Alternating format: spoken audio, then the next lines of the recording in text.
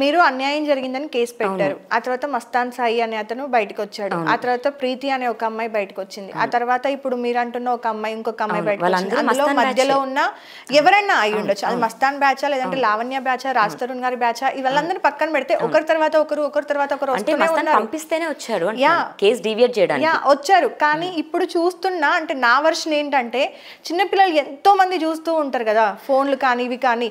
So వాళ్ళకి నిజమేంటనేది తెలీదు. వాళ్ళు అంటే డ్రగ్స్ అని ఇలాంటివి జరుగుతున్నాయని లేదంటే ఇదని అదని అంటే వాళ్ళ మైండ్ సెట్లో కూడా తెలియని ఒక థాట్ అనేది క్రియేట్ అవుతూనే ఉంటుంది.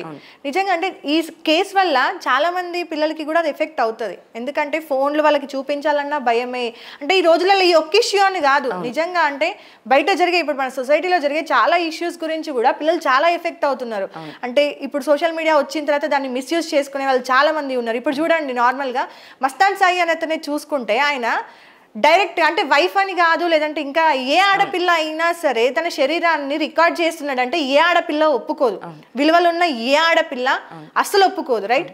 సో ఇలా రికార్డ్ చేసి సోషల్ మీడియాని కానీ హార్డ్ డిస్క్లని ఇప్పుడు నాకు నిజంగా నాకు ఒక ఏమంటే టెన్షన్ స్టార్ట్ అయింది.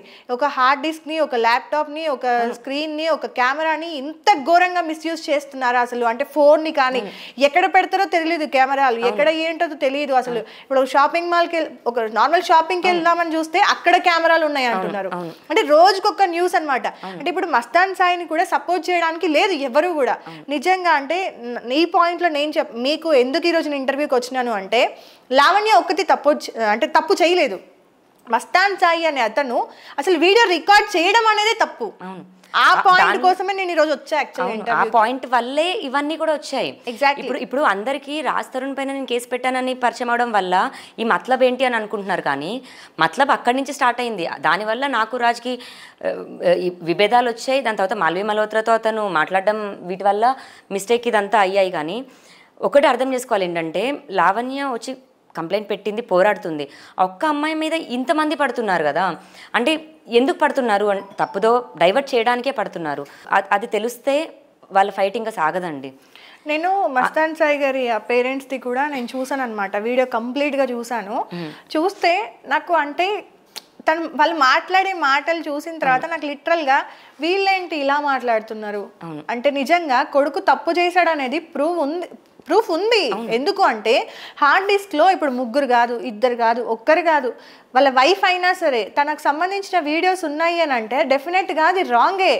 సరే వాళ్ళ వైఫ్ తను ఇద్దరు కూడా కలిసి చేసుకున్నారు అంటే మరి వాళ్ళ వైఫ్ బయటకు వచ్చి అవునండి మేము ఇద్దరు ఒప్పందం ప్రకారమే వీడియోలు రికార్డ్ చేసుకున్నామండి అంటే ఓకే, పక్కన పెట్టండి.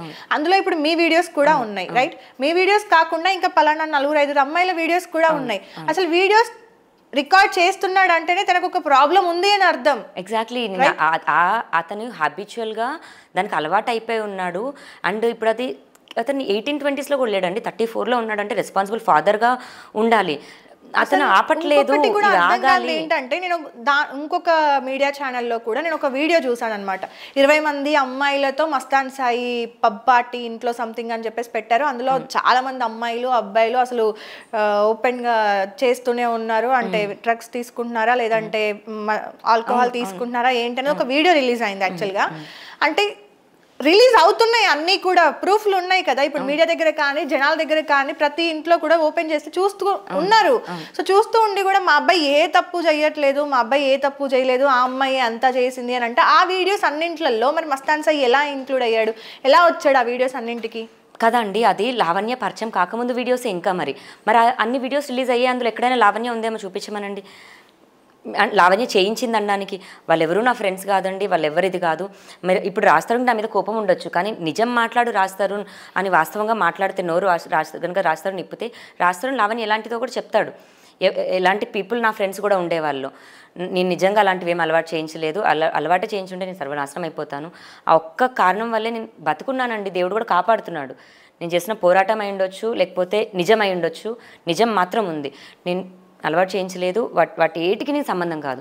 వాళ్ళ పేరెంట్స్ కూడా ఏం చెప్పారంటే ఆ వీడియోలో, మా అబ్బాయి దగ్గర అన్ని ప్రూఫ్స్ ఉన్నాయండి, సో ఆ అమ్మాయి చేసినట్టుగా కానీ వేరే వాళ్ళు చేసినట్టుగా కానీ ఇప్పుడు మేము అన్నీ బయట పెట్టలేము, బయట పెట్టి ప్రతి ఒక్కరిని ఈరోజు మేము సఫర్ అవుతున్నట్టుగా వేరే వాళ్ళు సఫర్ అవ్వడం మాకు ఇష్టం లేదు. సో మా అబ్బాయి బయటికి రాగానే అన్నీ కూడా లీగల్గా కోర్టుకి సబ్మిట్ చేస్తాడు అమ్మాయి లావణ్యకి సంబంధించి. సో ప్రతిదీ కూడా మేము లీగల్గానే వెళ్తాము, మేము మా అబ్బాయిది ఏ తప్పు లేదు ఇందులో.